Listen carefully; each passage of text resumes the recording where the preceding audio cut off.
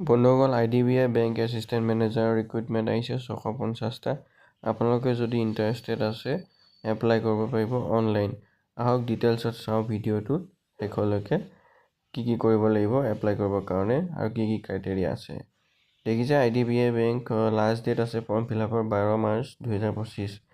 IDBI বেংকে employment notification recruitment মানে release কৰিছে 650টা junior assistant manager grade O vacancy. Interested candidate আপোনালোকে যদি হয় এপ্লাই কৰিব পাৰিব আৰু যোনে পাৰ্চিউ কৰিছে বেংকিং এণ্ড ফাইনেন্স ছেক্টৰত তেওঁলোকে ইজিলি পাৰিব।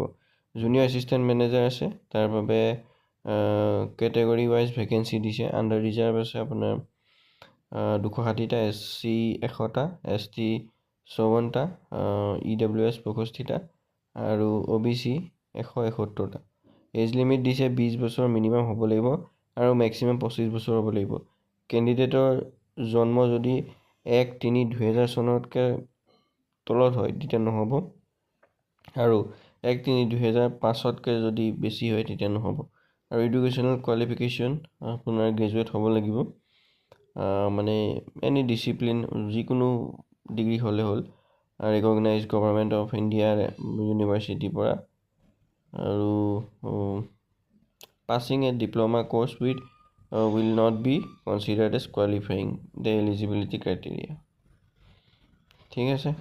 আৰু আদাৰ ক্ৰাইটেৰিয়া IDBI বেংকৰ ৰিক্ৰুইটমেণ্ট ইয়াতে দিছে। এজ ৰিলেক্সেশ্যন SC ST 5 বছৰ চাই ল'ব আৰু এইটো প'জ মাৰি পেলাই। কম্পিউটাৰ লিটাৰেচি থাকিব লাগিব। Candidates R expected to have proficiency in computers. So' computer লিটাৰেচি থাকিব লাগিব। লোকেল লেংগুৱেজ প্ৰফিচিয়েঞ্চি থাকিব লাগিব আৰু লোকেল লেংগুৱেজতে প্ৰিফাৰ কৰিব পাৰিব লাগিব আপুনি। এপ্লিকেশ্যন ফিজটো চাই লোৱা হওক আৰু এপ্লিকেশ্যন ফিজ ইণ্টিমেশ্যন চাৰ্জেছ 1050 টকা, SC ST PWD intimation charges 250 টকা। Payment mode pay' the fees online হ'ব লাগিব। ডেবিট কাৰ্ডৰ পৰা আপুনি দিব পাৰিব, RuPay, Visa, master card, Maestro, credit cards, internet banking, IMPS, cash cards, mobile ৱালেটৰ পৰা আপুনি দিব পাৰিব, এইকেইটাৰ পৰা পে'মেণ্ট কৰিব পাৰিব। আৰু কেনেকৈ আপুনি এপ্লাই কৰিব সেইটো আপোনালোকক মই কৈ দিছোঁ।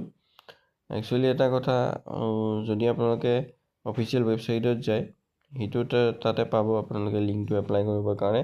বাট এতিয়ালৈকে আই থিংক এইটো মানে যোনটো এপ্লিকেশ্যনৰ অনলাইন কৰিবলৈ কাৰণে লিংকটো সেইটো প্ৰভাইড কৰা নাই IDBI। যেতিয়া প্ৰভাইড কৰিব মই আপোনালোকক ডেছক্ৰিপশ্যনত, এই ভিডিঅ'টোৰে ডেছক্ৰিপশ্যনত আপডেট দি দিম।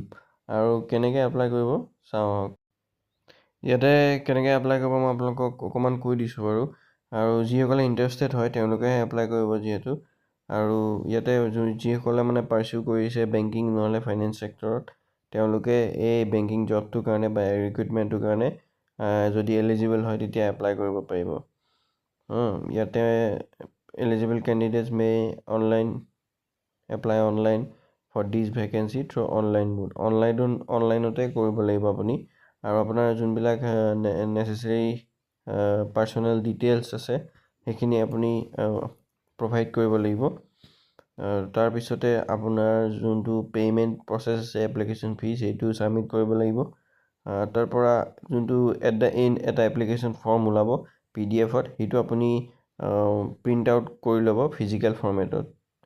যিহেতু ইয়াতে ডেটটো দি দিছে ইম্পৰ্টেণ্ট ডেট আৰু কেতিয়াবা ষ্টাৰ্ট হ'ব অনলাইন এপ্লিকেশ্যন 1 মাৰ্চ 2025 পৰা ষ্টাৰ্ট হ'ব আৰু লাষ্ট ডেট 12 মাৰ্চ 2025 ক্ল'জ হৈ যাব। চ' এই ডেট দুটা আপোনালোকে মনত ৰাখিব যদি আপুনি ভাবিছে ইয়াত এপ্লাই কৰিম বুলি। এই দুটা মনত ৰাখিব, ভেৰি ইম্পৰ্টেণ্ট হয়। আৰু ইয়াতে মই আৰু এটা কথা কৈ দিওঁ, এতিয়া যদি মই আপোনালোকক ডেছক্ৰিপশ্যনত লিংক দি দিওঁ, বৰ্তমান মইতো আপোনালোকক এটাই লিংক দিব পাৰিম যোনটো ৰিক্ৰুইটমেণ্টৰ এইটো ৰিক্ৰুইটমেণ্টৰ নটিফিকেশ্যন আহিছে অফিচিয়েল ৱেবছাইটত, সেইটো মই আপোনালোকৰ লিংকটো দি দিম। সেইটো আপোনালোকে পঢ়িব, ভালকৈ পঢ়ি পেলাই ধুনীয়াকৈ বুজি ল'ব, বুজি পেলাইহে এপ্লাই কৰিব আৰু মিষ্টেক নকৰিব।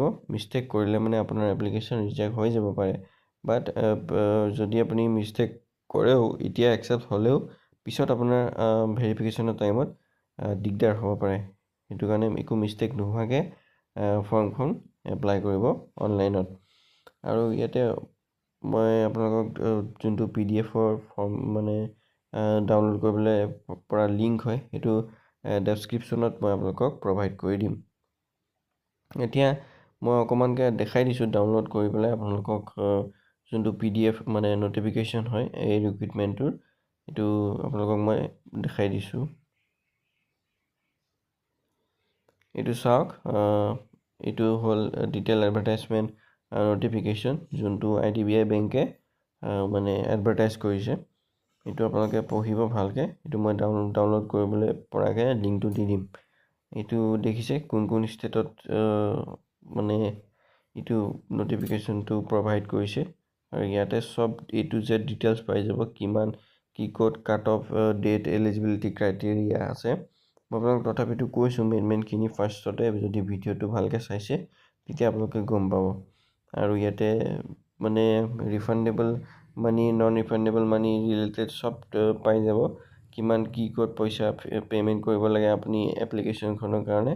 চ' A to Z ডিটেইলছ পাই যাব। চ' ভালকৈ এবাৰ পঢ়িব, এখন ডাউনলোড কৰি পেলাই পঢ়িবলৈ কাৰণে মই আপোনালোকক ছাজেষ্ট কৰোঁ।